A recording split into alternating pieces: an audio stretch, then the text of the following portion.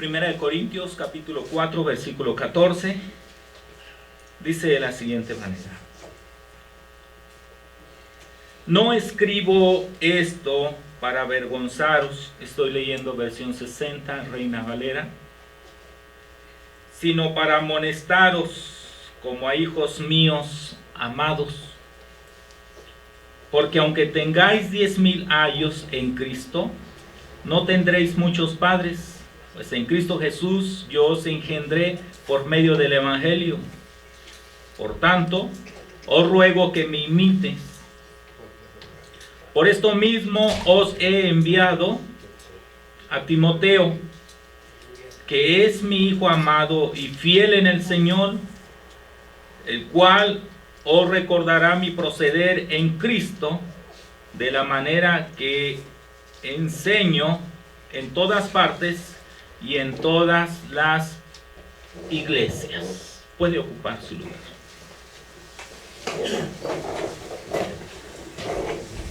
De verdad que, como todo pastor, como todos ustedes, sufrí bastante en elegir un tema que compartir. Me fui, por ejemplo, a Éxodo, capítulo 31, versículo 1 al 11, donde el Señor llama a Bezaleel, y dije, voy a compartir de esto. Cómo Dios llama a Bezaleel después de una generación de 400 años de estar cautivos en Egipto. Dios lo prepara en todo esto, le da nombre, le llena del Espíritu Santo. Esta lectura bíblica me llama bastante la atención. Pero pensando en este texto dije, nuestros hermanos pastores han sido llamados, han sido dirigidos por el Espíritu Santo y han sido capacitados o están siendo capacitados. Esta lectura bíblica allá en Éxodo me llevó a pensar en ese compartir con ustedes. Caminando y madurando este tema, dije, podría haber algo más que necesitamos como pastores escuchar. ¿En qué situación estamos nosotros como pastores?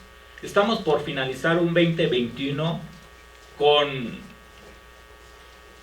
tantas demandas ministeriales, exigencias, cambios, acomodos, redirecciones ministeriales. Una generación de adolescentes, de jóvenes, de niños pospandémicos que nos están demandando cambios, exigencias. Incluso nuestra metodología de predicación, ahora ya veo a más de uno conectados cada 8 días en Facebook Live, y yo digo, eso no existía hace año y medio, 2 años atrás. Ahora vemos redes repletas de medios evangélicos. Ahora creo que somos más cuidadosos en hablar, porque no solamente nos escuchan 30, 40 en nuestro entorno congregacional, sino estamos marcando historia y haciendo historia. Esta generación que hemos pasado un proceso de pandemia, esta generación, somos como esa generación que cruzó el desierto y entramos a Canaán y debemos enseñar.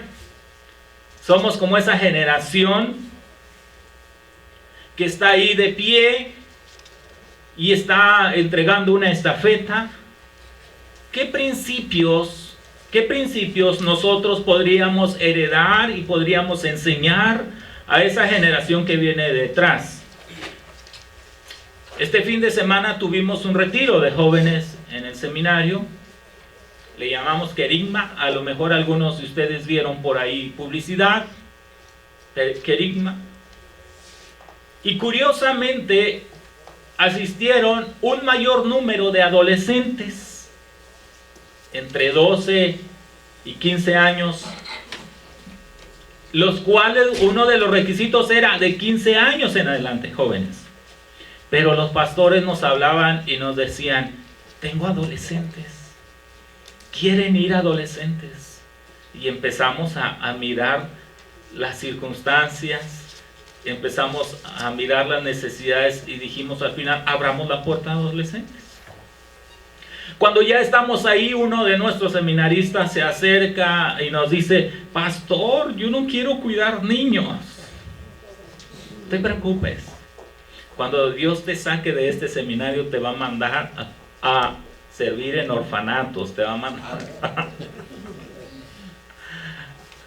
¿Sabe que en un momento de oración el viernes por la noche con estos adolescentes, una palabra, yo creo en que Dios nos da una palabra a los pastores cuando estamos orando, y una palabra que vino a mi mente, a mi corazón, Pastor Ibarra, como en este momento su intervención, esa palabra que vino a mi mente y a mi corazón fue, jóvenes, pidámosle perdón a Dios, porque no hemos correspondido a Dios como hemos debido. Y la muestra está aquí. Los jóvenes de nuestras iglesias no han hecho un compromiso con Dios. Tanto es que la generación que viene detrás de ellos, que son nuestros adolescentes, son los que van a levantar y van a dar respuesta a esta problemática en que estamos hoy. Y son nuestros adolescentes ahorita los que están demandando esa atención. Se los dice, hermanos, un educador en esta área de ministerio a la iglesia. Poca atención le había puesto a nuestros adolescentes, pero cuando veo el hambre que hay en los adolescentes y cuando veo la pasividad que hay en nuestros jóvenes parece que ya se dieron al enemigo, parece que ya están ahí con una actitud pasiva frente a las circunstancias, confundidos. Mientras que nuestros adolescentes dicen, no, esto no puede estar sucediendo, queremos servir a Dios. ¿Qué parte tenemos nosotros como pastores en medio de todos estos cambios de exigencia? ¿Cuál es nuestra participación? Me encantó una frase hace un momento de la lectura de Obra Primorosa. El ADN es el amor. Y quiero por favor que vaya al texto bíblico ahí en Corintios, ahí donde acabamos de leer. El apóstol Pablo está hablando de ese ADN. Capítulo 4, versículo 14. Todo el capítulo 4 habla de una defensa del apostolado, habla de una defensa del llamado, y de alguna manera lo hace como una expresión sarcástica a los hermanos de Corinto, a los hermanos que tanto amaba. Parece que no creían en el apostolado del apóstol Pablo. Hermanos, hay 5 principios aquí nosotros que debemos tomar para nuestra vida y para nuestro ministerio, para nuestro quehacer. Ese ADN del que habla el apóstol Pablo, ese discipulado, es un tema de carácter. Es un tema de quién soy, es un tema de quiénes somos, la respuesta de todo el capítulo 4 de Primera de Corintios. No es un tema de las circunstancias, es un tema de dónde estoy yo posicionado como pastor en medio de las circunstancias. Es un tema de ADN que corre en mi sangre, como bien lo describió la revista Obra Primorosa. El amor, la entrega, la sumisión al Señor. Así es que tal vez a estas alturas del año, algunos digamos, creo que no hemos tenido mucho éxito en el ministerio, creo que nos faltó esto, creo que está la iglesia en declive, no tenemos los que teníamos congregantes hace 2 años. ¿Qué está pasando? Hermanos, déjeme decirle y déjeme desinflar ese globito que hay ahí que lo hace sentir tan mal. No es su reino la iglesia. No es su reino. Si usted venía pensando que usted estaba edificando la iglesia, usted no la está edificando. Y no es su reino. Es el reino de Dios. Y es la obra de Dios.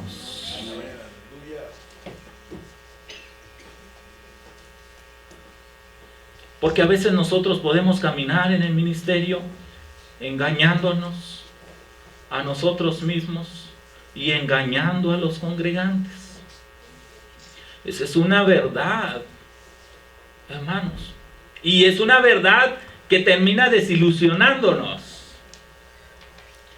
Es una verdad que termina buscando en otros lugares y otras formas cómo satisfacer una ilusión, mas no una verdad, una posición donde nosotros estamos. Cuando alguien empieza a criticar, no es otra cosa más que una desilusión. Cuando alguien empieza a hablar en contra, no es otra cosa más que una desilusión. Cuando alguien busca por otros lugares una satisfacción, no es otra cosa más que está buscando satisfacer una ilusión. Hermanos, parece que la pandemia nos ha llevado a nosotros ser un poquito más ilusorios y tratar de satisfacer en la iglesia ilusiones en los congregantes.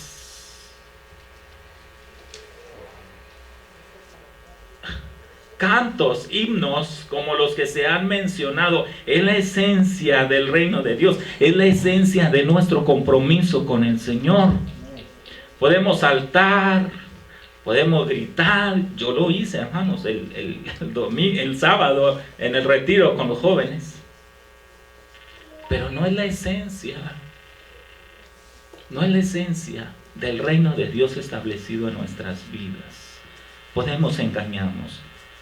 Aquí el apóstol Pablo nos muestra 5 principios. Y quiero ir ahí porque yo no sé, Pastor José, cuánto tiempo tenga, pero 20 minutos, ¿no? ¿Verdad? Como las cápsulas. Bueno, voy a ir muy rapidito, porque también allá afuera nos está esperando. Otra bendición. Sí.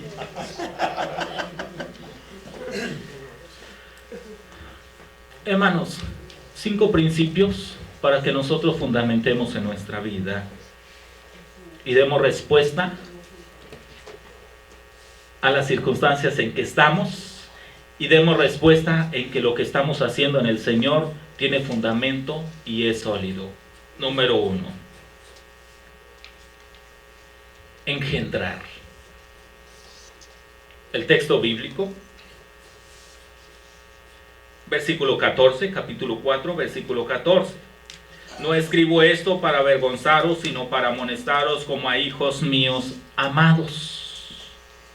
Hijos míos amados. No se puede hacer hijos si no se engendra. No se puede.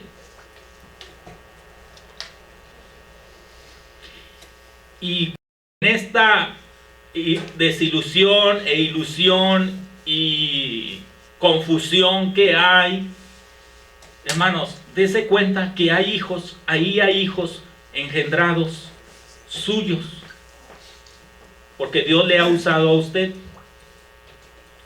No hay otra forma.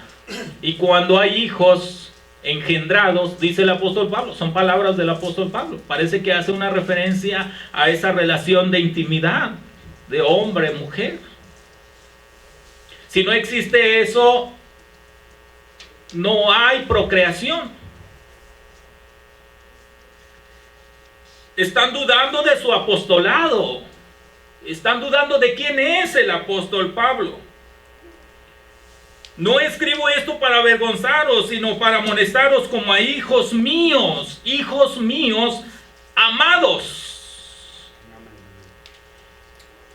Cuando hay el ADN en la sangre de Cristo en nuestra vida, el amor, la gracia, el perdón, esa identidad plena y sólida en nosotros como siervos de Dios, hermanos, hay procreación. La vida produce vida. Lo que está seco no sirve más que para la leña. Perdón por esto. La naturaleza nos enseña que la vida produce vida. Produce hijos. Se reproduce. Fatuo, diría un pensador, sería yo si ignorara tal procedimiento natural que el Señor nos enseña en el crecimiento de su reino de Dios, y es que la vida produce, la vida engendra, la vida en el Señor.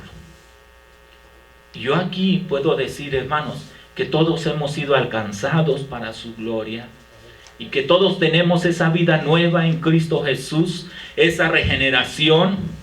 Y si no, y si usted lo está haciendo mecánicamente porque alguien lo empujó al evangelio y lo está haciendo de manera a forma de una industria, a forma de un negocio, no lo sé en qué forma usted está emprendiendo el ministerio, déjeme decirle que la vida produce vida, y si la vida de Dios, de su Espíritu, está en el corazón, va a reproducir vida.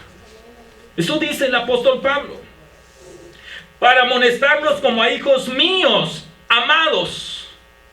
Entonces, como pastores, como ministros o como discipuladores eficaces, que tenemos el ADN de Dios en nuestra vida, es aquel que engendra, es aquel que siembra la semilla, es aquel que deja que el Señor obre en el corazón. Hermanos, y qué maravilloso es. Yo todavía no lo puedo entender. Cuando un drogadicto viene y se entrega a Cristo y el Señor lo transforma por una palabra que el Señor te haya dado a ti.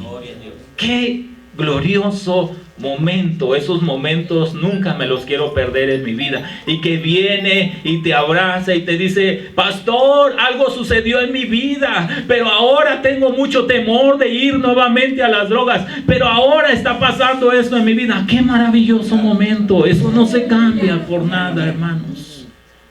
De verdad. Un discipulador efectivo también, que tiene el carácter del Señor, que tiene el ADN del Señor. Número 2, confronta. Versículo 14. Confronta sin avergonzar. Confronta, es una forma, el apóstol Pablo antecede en los versículos como criticando a los corintios. Ya estáis saciados, ya estáis ricos, ya reináis, ojalá reinases para que nosotros reinásemos también juntamente con ustedes, le dice el apóstol Pablo. Y empieza a hablarles de una forma como crítica, ¿verdad? Ustedes se sienten que ya los pueden todo. Pues no, hermanos. No. Porque la confrontación no solamente es la expresión de nuestras palabras. La confrontación va acompañada de ese ADN que el Señor puso en nosotros como hijos de Él, como siervos y portadores de su palabra. La confrontación va acompañada de ese carácter de temor y de obediencia que el Señor puso en nuestro corazón. Podrá venir alguien por ahí, sentirse más que tú y humillarte y todo eso, hermanos. Soy formador de hombres y mujeres que sirven al Señor. Me toca desinflar en este sentido. Y me toca también darle el valor a los jovencitos que piensan que ellos no sirven para nada. A los jóvenes y mujeres que piensan que pues no, cualquiera los puede humillar. No, me toca hacer ambas funciones en ellos y formar carácter y formar identidad y formar temor en ellos. Y esta iglesia está criticando al apóstol Pablo. Y el apóstol Pablo, como segundo principio de ese ADN que corre dentro de él, también dice: confronta, no solamente engendra, confronta, no solamente gana hijos, sino confróntalos, no avergonzándolos. En el versículo 14 dice, no les escribo esto para avergonzarlos, porque la confrontación es una expresión de amor.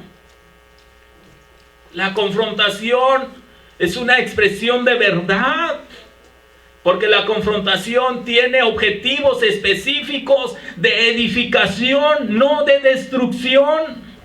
No está envuelta en envidia, no está envuelta en egoísmos. La confrontación es del Señor, es un principio bíblico para nuestras vidas, pero no la vamos a pasar toda la vida confrontando, ¿verdad? El día de ayer se acerca un pastor joven y me dice, pastor, quiero que tú me ayudes, quiero que estés conmigo, quiero que me veas, quiero que tú me digas qué estoy haciendo bien, qué estoy haciendo mal. Después de ser una iglesia de 100 y tantos, ahora es una iglesia de 40 y tantos, y me dice, ¿qué estoy haciendo mal? Mírame, ora a Dios, analízame, necesito que alguien de afuera, y que así de directo como tú eres, me diga qué estoy haciendo mal. Me fui a un culto con él, estuve con él, comí, y le dije parte de esto que les estoy diciendo a ustedes. Tiene 5 años que ingresó a esta iglesia. Esta iglesia tiene 70 años. Le digo, primero, acaba con tu orgullo. Porque un joven que recién toma una iglesia de 70 años de historia y toma un gran edificio, seguramente te elevaste. Acaba con tu orgullo. Número 2, no edifiques tu reino. El reino es de Dios. Involucra. Él dirigió, él cantó. Con mucho amor lo estoy diciendo esto, ¿no? No estoy con afán de criticar a nadie. Él dirigió, él cantó. Bueno, yo estaba ahí, me puso a predicar. Dije, bueno, yo predico, ¿está bien? Dije, no. Aquí tienes 40. Hazte a un ladito. Dirígelos, aconséjalos. Hay puntos especiales del pastor, como funciones del pastor, que debes hacer. Estás marcando la vida eterna en cada uno de ellos. Está bien, hay que servir. Yo lo hago, yo barro, yo trapeo, yo hago el aseo de la iglesia, yo arreglo los climas, los aires. Sí, está bien hacer todo eso, pero involúcralos, darles identidad, hazlos productivos. Mételos en el ministerio, mándalos afuera, no vas a perder, vas a ganar más. Despójate de los hermanos. No edifiques tu reino. Entre más sueltes, entre más des para el Señor, entre más los envíes, más Dios te va a bendecir en la iglesia. Al final de cuentas, edificar el reino, me refiero a buscar nuestro propio provecho, a buscar nuestra propia seguridad, nuestros propios intereses, y no saltarle algo al hermano porque me va a hacer división. Pues que le haga división. Al final de cuentas, yo he escuchado por pastores así de historia, y dice, Dios también usa a estos que hacen división y extienden el reino allá afuera. Pues también aportaste para eso, ¿verdad? Y el reino de Dios se extiende. ¿De qué nos preocupamos? La iglesia es del Dios. La iglesia es del Señor. El apóstol Pablo menciona que confronte. Dice que en el texto, en el primer punto que traté, que engendra. Ahí donde dice que engendra, me pasé una parte muy importante en el versículo 15. Porque aunque tengáis 10,000 años en Cristo, no tendréis muchos padres, pues en Cristo Jesús yo os engendré por medio del Evangelio. Solo hay una persona que engendra. Es la obra del Espíritu Santo, pero es Dios usando a nosotros como ministros, como pastores, predicadores del Evangelio. El apóstol Pablo menciona en el versículo 15 que puedes tener 10,000 años. Y cuando yo escuché esta palabra 10,000 años, me puse a investigar qué eran los ayos, esos 10,000 años.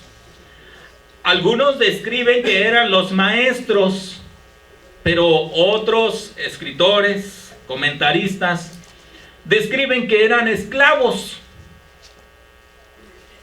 Eran esclavos que cuidaban a los hijos del amo y los llevaban a hacer sus actividades. Los protegían moralmente, los cuidaban. El apóstol Pablo está mencionando que podría tener 10,000 años a su alrededor. Y yo me quedé pensando en esto bastante. Reflexioné en este primer punto. Yo dije, nosotros como pastores a veces caminamos educando y enseñando y formando moralmente. Nuestro mensaje se ha convertido más moralista que en el milagro de regeneración en el Señor. Y cuidamos áreas tan pequeñas. Yo lo digo a nosotros como seminario, poniendo hábitos, disciplinas, horarios que son muy buenos, pero no descartamos jamás del texto bíblico que el milagro de regeneración, de carácter, de entrega al Señor lo hace el Espíritu Santo. Jamás lo vamos a descartar esto.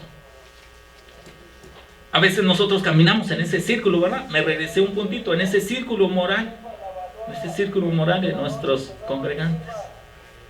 El apóstol Pablo está diciendo acá, puedes tener 10,000 años, pero quien engendra solamente es uno.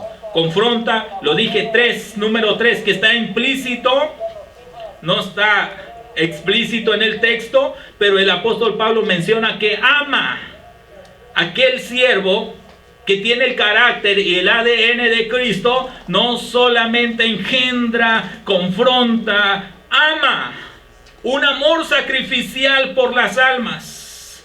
Tener carga de lo que está pasando en aquel congregante de la iglesia es indispensable para nosotros como siervos de Dios. Jesús amó a tal grado de morir en la cruz. Jesús amó, que ese es el sacrificio y la expresión de amor por excelencia, la cruz de Cristo. Pero dejemos ese cuadro un poquito y veamos la expresión de amor de Jesús. Nosotros celebramos la cena del Señor y algunas iglesias celebran el lavamiento de pies. Hermanos, hoy nosotros hacemos el lavamiento de pies, quitamos el calcetín, los hermanos traen los pies muy limpiecitos y saben que va a haber lavamiento de pies y perfumito y bien arregladitos sus pies porque va a haber lavamiento de pies. Jesús lavó los pies de sus discípulos. Después de caminar 20 kilómetros, 10 kilómetros, ¿cómo venían los pies de los discípulos?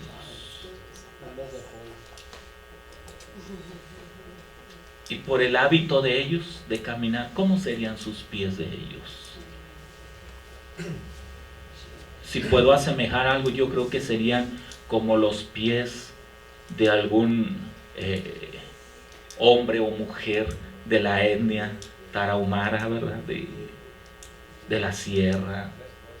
Hombres y mujeres que sus pies están marcados por la experiencia del caminar, el sufrir del tiempo.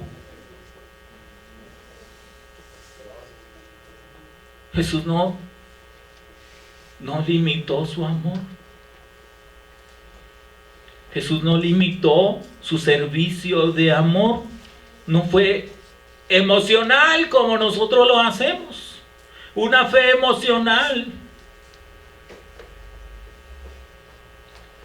Una fe amorosa, viviente, encarnada.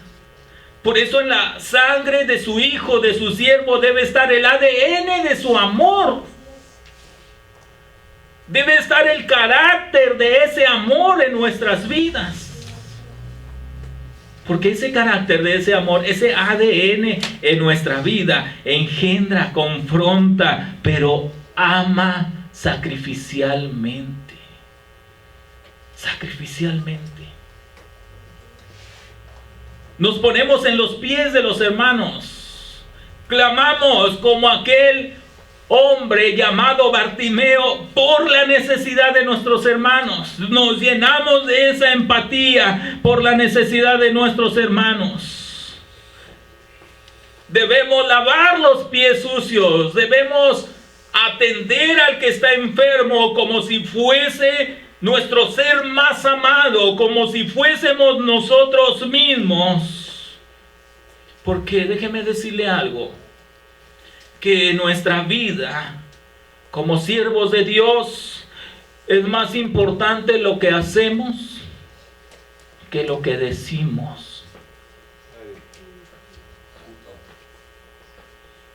Y el amor es una expresión de lo que hacemos, no de cómo lo expresamos. Yo no soy muy bueno en la oratoria, hermanos. El amor lo representa por lo que hacemos.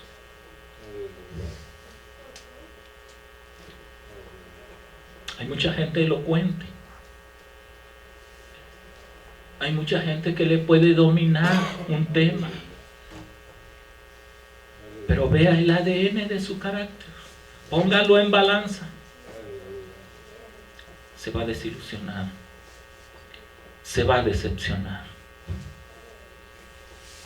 Cristo, por excelencia, su amor encarnado, entregó todo por nosotros. Murió en la cruz por nosotros. 4. El siervo de Dios que tiene el ADN de Cristo no solamente engendra, no solamente confronta y ama, sino que se pone como ejemplo. ¿Cuántos de aquí pueden decirle a alguien de sus congregantes, sé como yo? ¿Quién puede hacer eso? ¿Hay alguno de nosotros que le puede decir a un congregante, sé como yo en mi relación matrimonial? Sé como yo en la administración de mis finanzas. Sé como yo en mi tiempo de intimidad con el Señor.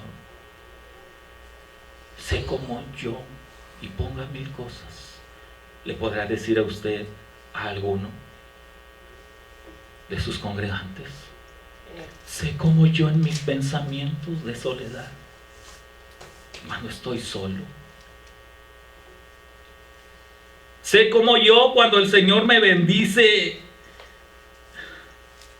grandemente, cómo administro, cómo veo esos recursos que el Señor pone en mis manos. Sé como yo. Sé como yo, cómo me dirijo hacia los hermanos con amor, respeto. Como la imagen de Dios en ellos. Sé como yo. Quien tiene el ADN de Cristo, hermanos, el apóstol Pablo lo está diciendo acá en el versículo 17. Por tanto, os ruego que me imites. Versículo 16. Que me imites. Sé como yo. Porque, ¿sabe por qué? Porque una relación de discipulado, una relación de engendrar, una relación de influencia se da y se gana con el ejemplo. Podemos ser pastores de 100, de 200, de 300. ¿De cuántos somos ejemplo? Porque lo que nosotros digamos, hermanos, no tiene efecto si no está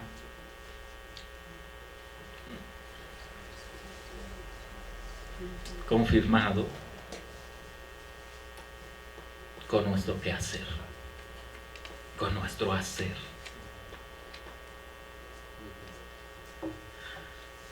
Porque esa relación es íntima. Esa relación de ganar almas para Cristo es una relación íntima. Porque esa relación de ganar almas para Cristo es una influencia aún de nuestra forma de mirar.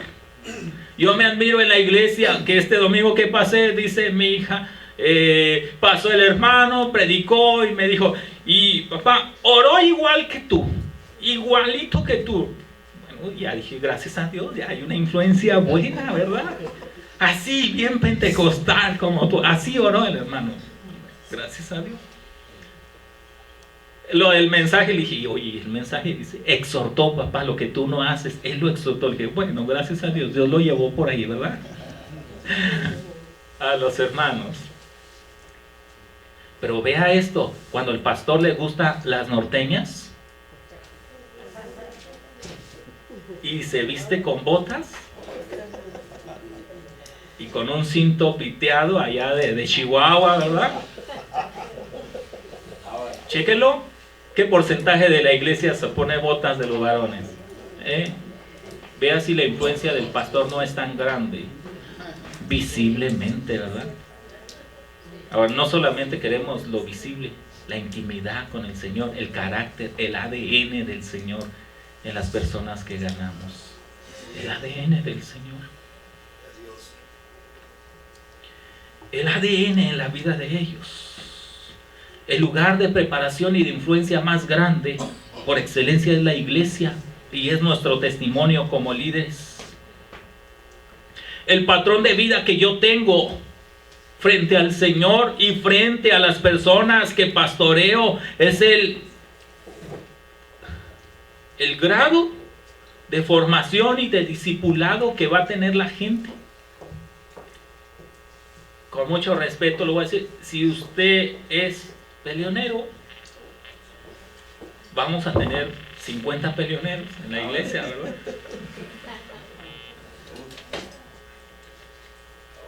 Como usted sea, ¿verdad? Dice el pastor Ibarra, por herencia y por derecho, ¿verdad? Yo no tengo ese derecho, hermanos, con mucho respeto se los estoy diciendo. El patrón de vida que yo tenga como siervo de Dios es el patrón de influencia que estoy haciendo en la congregación. El apóstol Pablo dice, imítenme a mí. Imítenme a mí. Quiero que me imiten. Deseo que me imiten. Es mi anhelo que me imiten. Porque el ADN que Dios puso en mi vida como siervo de Dios no es, hermanos, un elogio por la humanidad. No es un logro a votación. No.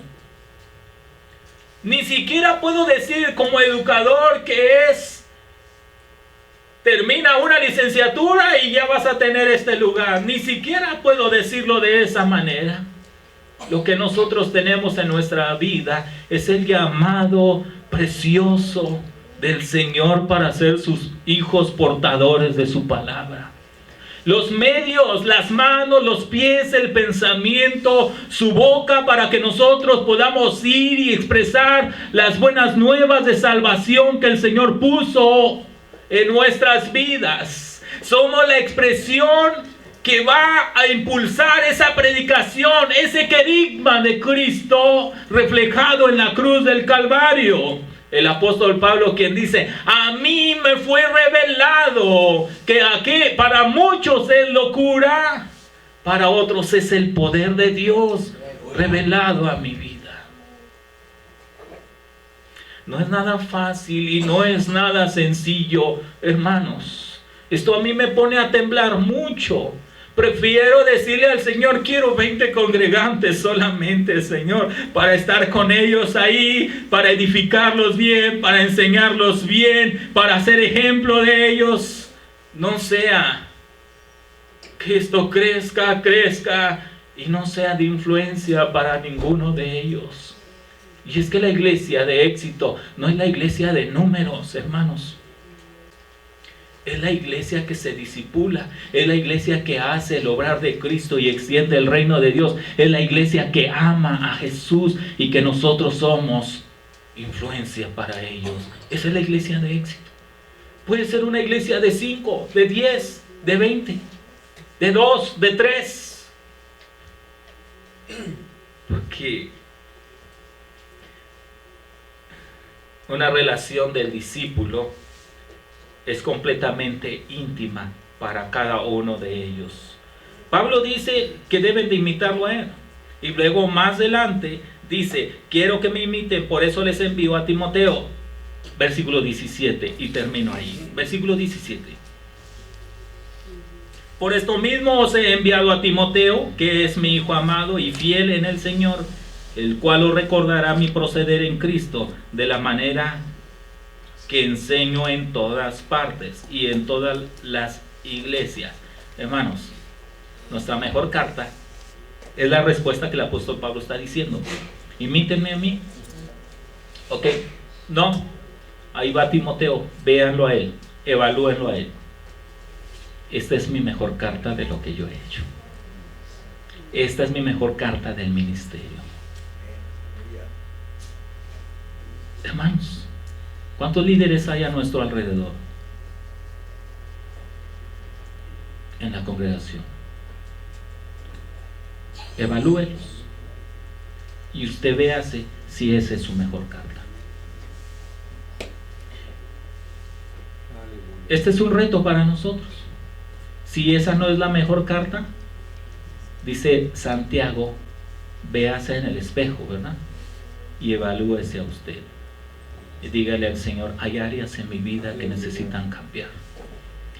Hay áreas en mi vida que necesitan ser transformadas, que necesitan ser regeneradas. Porque lo que yo sea delante del Señor, porque como yo corresponda delante del Señor, va a ser la influencia de los hermanos que hay en la iglesia. Dios nos ayude. Dios sea con nosotros en su misericordia. Les animamos, les amamos, les impulsamos a la obediencia en la predicación de la palabra. Pero hermanos, la palabra del Señor, les mencioné al principio, una palabra que nos confronta, una palabra que nos anima, pero también es una palabra que nos exhorta a nosotros como siervos de Él. Le cuento una historia. Esta historia describe que un mendigo estaba en una aldea esperando que la gente pasara y le diera una limosna. Pasaban las horas de la mañana, ahí sentado, de pronto miró una carroza grande, brillante, con adornos de oro. Y esta carroza se venía acercando por la calle donde él estaba. Nunca había sucedido esto en la vida de este mendigo, nunca. Y vino a su pensamiento algo en la vida de este mendigo y dijo, este es mi día, esta es mi oportunidad. Que ese hombre se pare junto a mí y me vea y me dé lo que he estado esperando toda la vida. Y sus emociones, sus pensamientos empezaron a dar vuelta, su corazón empezó a palpitar tan fuerte en cuanto veía acercarse esa carroza. Ese carruaje. ¿Y cuál fue la sorpresa? Que se acercó a aquel carruaje, aquel rey. Bajó un gran personaje y le miró. Si era importante aquel mendigo, le miró a los ojos y sonrió frente a él. Imagínese ese cuadro, imagínese el corazón de aquel mendigo, imagínese. Tan sorpresa aquel cuadro. ¿Qué pensó aquel hombre? ¿Qué estaba pensando aquel hombre? Toda su vida iba a cambiar. Que un rey se acercara frente a él. Dice el mendigo, le vi bajar del carruaje. Me miró con ojos de amor. Me sonrió. Pero cuando él se paró frente a mí, yo esperaba que él trajese un regalo, que él trajese unas monedas de oro y me las diera. Yo esperaba eso. ¿Cuál fue mi sorpresa? Quedé en shock, dice este mendigo. Quedé en shock. Cuando este hombre, rey, extiende su mano hacia mí, hacia este mendigo, y le dice, ¿tienes algo que darme? ¿Tienes algo que darme? ¿Qué pasaría en el pensamiento y en el corazón de aquel mendigo? ¿Qué pasaría? Se desboronó su ilusión, su pensamiento. ¿Qué pasó? Este mendigo buscó en su saco de cosas viejas que traía ahí, buscó en su ropa vieja y de pronto sintió que traía un granito ahí en su saco y sacó un granito y le dice al rey,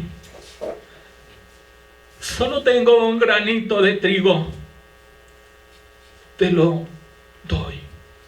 Se lo puso en sus manos. Aquel rey, sonriendo, regresa a su carruaje y se va. ¿Cómo quedó el corazón de aquel mendigo? ¿Cómo quedó el pensamiento de aquel mendigo?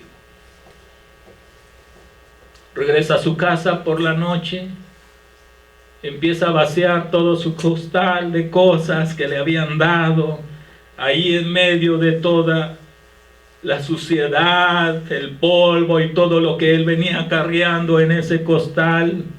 Empieza a buscar, decepcionado, desilusionado de aquel cuadro tan importante que él había visto como una oportunidad. La historia describe, este relato describe que ve brillar algo ahí. Le llama la atención y va y toma aquel brillo. Su grande sorpresa fue que encontró un granito de trigo, pero de oro. Encontró el mismo granito que le dio aquel rey, pero ahora lo encontró de oro. Se tiró sobre el suelo y empezó a llorar amargamente.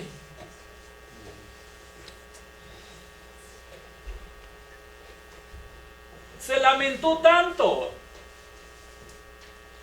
que en su pensamiento y en su corazón corrió una expresión y dijo a sí mismo, ¿por qué no le entregué todo al rey en ese momento?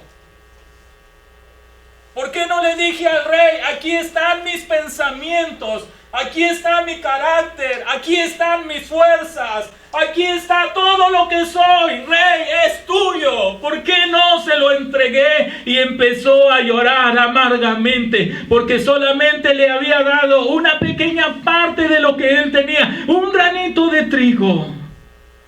Pastores, tal vez haya áreas en nuestra vida en que nosotros tenemos que decirle al Señor, Señor, mis sentimientos, mi pensamiento, mis emociones, mis anhelos, tómalos, Señor, porque queremos que sean tuyos, porque queremos tener el ADN por completo de tu presencia en nuestros corazones. ¿Quiere ponerse de pie, por favor?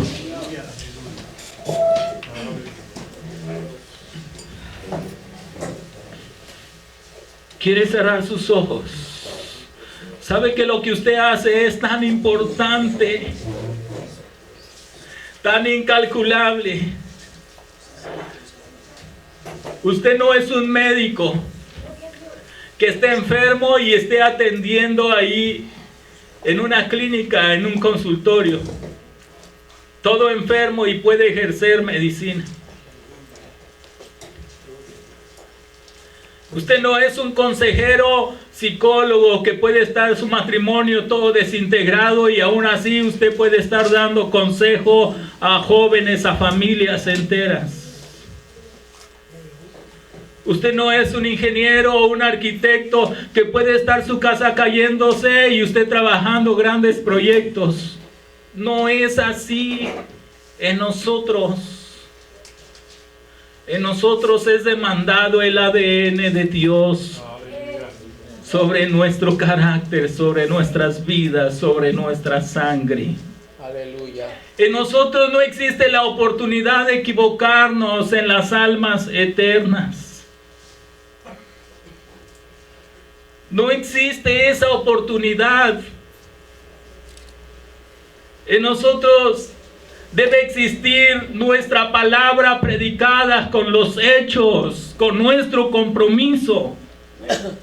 Muchos compañeros me critican en ese sentido por hablar de esta manera, hermanos, pero es que no hay de otra forma. Como siervos de Dios que dignificamos este llamamiento santo con nuestro quehacer, no hay forma, hermanos, de decirle solamente al Señor: ven y encárnate en mi vida, porque te necesito. Quiero despojarme a mí mismo, Señor, para que tú seas exaltado, para que tú seas glorificado, Señor.